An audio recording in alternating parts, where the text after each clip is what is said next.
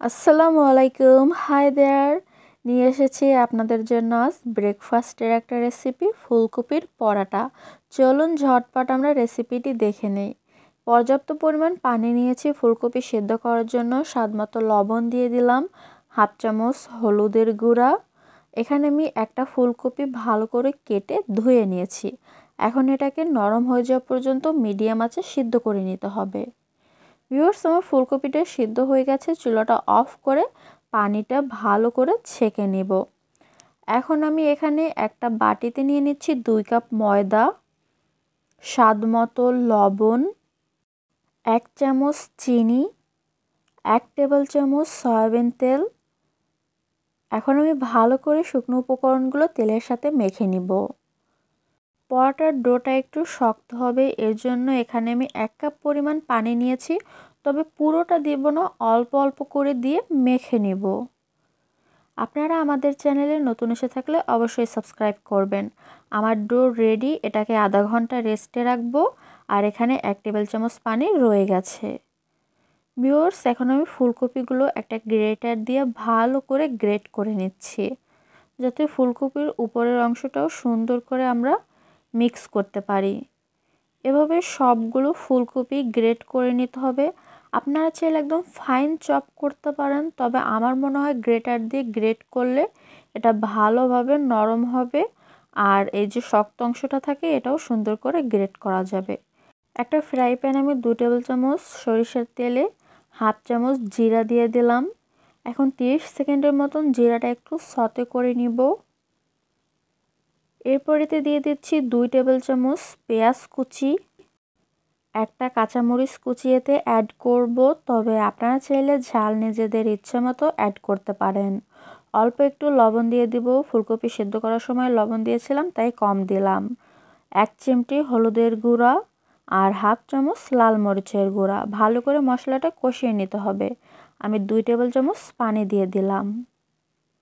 Medium আঁচে আমি এখন রান্নাটা করে নিচ্ছি। পানিটা শুকিয়ে গেছে। এখন এতে হাফ চামচ আদা বাটা আর 1 চামচ রসুন বাটা, আরও 1 টেবিল চামচ পানি দিয়ে আবারও কষিয়ে নিব। মশলাটা সুন্দর করে কষিয়ে নিয়েছি। এখন গ্রেট করা ফুলকপিটা দিয়ে দিচ্ছি। ফুলকপিটা সেদ্ধ করা আছে তাই এটা রান্না করতে বেশি একটা টাইম লাগবে না। জাস্ট পানিটা একদম শুকিয়ে যাওয়া পর্যন্ত ফুলকপিটাকে ভেজে নিতে হবে। আমি মিডিয়াম আছে একদম শুকানো পর্যন্ত এটাকে ভেজে নিচ্ছি। হাফ চামচের মতন চিনি দিয়ে দিচ্ছি, তবে এটা অপশনাল, আপনারা চাইলে নাও দিতে পারেন। এখন আমি আঁচটা একদম কমিয়ে দিলাম আর ফুলকপিটা কিছুক্ষণ আঁচে রাখবো, এটা আরও একটু ড্রাই হওয়ার জন্য। ড্রাই হলে আমাদের পরোটার মধ্যে পুর দিয়ে বেলতে কিন্তু সুবিধা হবে, আর ভেজা ভেজা থাকলে কিন্তু ছিঁড়ে পুরটা বেরিয়ে যাবে। এর জন্য অবশ্যই এটাকে একদম ড্রাই করে নেবেন। ভালো করে ভাজার পর চুলাটা অফ করে এটাকে ঠান্ডা করে নিতে হবে। সবশেষে আমি 1 টেবিল চামচ ধনিয়া পাতা কুচি দিয়ে দিলাম। ধনিয়া পাতা কুচির পরিমাণ আপনারা নিজেদের ইচ্ছে মতো দিতে পারেন।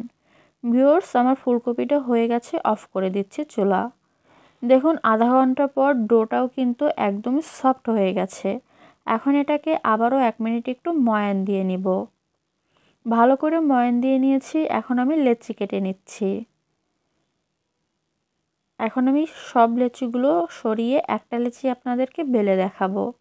প্রথমে একটু ময়দা নিয়ে নেবেন হাতে, তারপরে একটা লেচি এভাবে হাতে নিয়ে ঘুরিয়ে ঘুরিয়ে একটা বাটির মতন করে নেবেন। বাটির পাশের অংশটা একটু পাতলা করে উঁচু করে দিবেন, তবে ভিতরের অংশটা কিন্তু পুরো রাখতে হবে।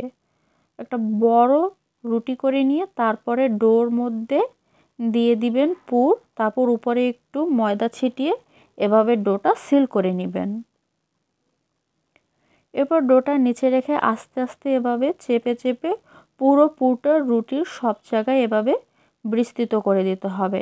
এভাবে প্রথমে হাত দিয়ে চেপে নিলে এটা কিন্তু বেলতে সুবিধা হবে, আর তা নাহলে অনেক সময় কিন্তু ফেটে পুরটা বেরিয়ে যেতে পারে। আর একদম আলতো হাতে এটাকে বেলে নিতে হবে। এভাবে পুর দেওয়ার কারণে একদম লাস্ট পর্যায়ে কিন্তু হালকা একটু কর্নার থেকে ফেটে পুরটা বেরিয়ে আসে, এতে কোনো সমস্যা নেই। আমি আপনাদেরকে আরেকটা টেকনিক শিখিয়ে দিব, যে টেকনিকটায় পুর একদমই বের হবে না। একটা রেডি। এখন আমি আবারও একটা রুটি বেলে নিয়েছি, শুধু রুটি। এরপরে আমি এর মধ্যে ফুলকপির পুর দিয়ে দিচ্ছি। এভাবে চামচ দিয়ে সব জায়গায় ছড়িয়ে দিলাম। এখন উপর থেকে সেম সাইজের আরও একটা রুটি আমি দিয়ে দিচ্ছি। এভাবে মিডিয়াম দুইটা আলাদা আলাদা রুটি বেলেও কিন্তু আপনারা একসাথে জয়েন করে নিতে পারেন। এরপর হাত দিয়ে চেপে চেপে এভাবে কর্নারটা লাগিয়ে নেবেন। তারপর আলতো হাতে এটাকে একটু বেলে নেবেন। এভাবে করলে কিন্তু যারা ভেতরে পুর দিয়ে বেলতে পারেন না তাদের জন্য এই টেকনিকটা খুবই ইজি হবে। আর ভেতরে পুরটাও একদম ফেটে বেরিয়ে আসবে না।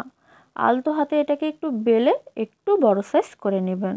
সো এভাবে আমি সবগুলো রুটি তৈরি করে নিব। চলুন এবারে আমরা দুইটা পরোটাই আপনাদেরকে ভেজে দেখাচ্ছি যে কিভাবে ভাজতে হবে। প্রথমে একটা ফ্রাই প্যান হালকা একটু গরম করে নেবেন।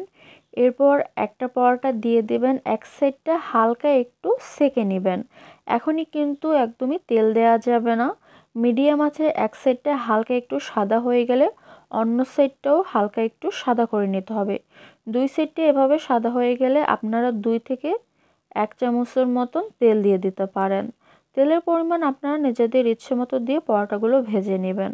তবে প্রথমে যদি রুটিগুলো ছেঁকে না নিয়ে পরোটাটা ভাজতে যান তাহলে কিন্তু এটা খাস্তা হয়ে যাবে, একদমই সফট হবে না। এর জন্য প্রথমেই তেল না দিয়ে এটাকে 1 মিনিট 1 মিনিট সেকে হালকা একটু সাদা করে তারপরে তেল দিয়ে ভেজে তুলে নেবেন। এবার আমি অন্য ডিজাইনের বা অন্য টেকনিকের একটা পরোটা আপনাদেরকে ভেজে দেখাচ্ছি। সেম প্রসেস, প্রথমে তেল ছাড়া হালকা একটু 1 মিনিট এক সাইড, অন্য সাইডও 1 মিনিট করে সাদা করে নিয়ে তারপরে আপনারা 1 চামচ বা হাফ চামচ অথবা 2 চামচ তেল দিয়ে এটাকে 2 সাইডটা সুন্দর ব্রাউন কালার করে ভেজে নেবেন। সো এভাবে আমার পরোটাগুলো রেডি হয়ে গেল। আপনারা চাইলে এগুলো বিভিন্ন তরকারি অথবা শুধু সসের সাথেও কিন্তু ট্রাই করে দেখতে পারেন। সকালবেলা দুধ চায়ের সাথে ফুলকপির পরোটা দারুণ জমে যাবে। ঝটপট বাসায় তৈরি করুন আর আমাদেরকে কমেন্ট করে জানান আমাদের রেসিপি কেমন লেগেছে। Thank you. আল্লাহ হাফেজ।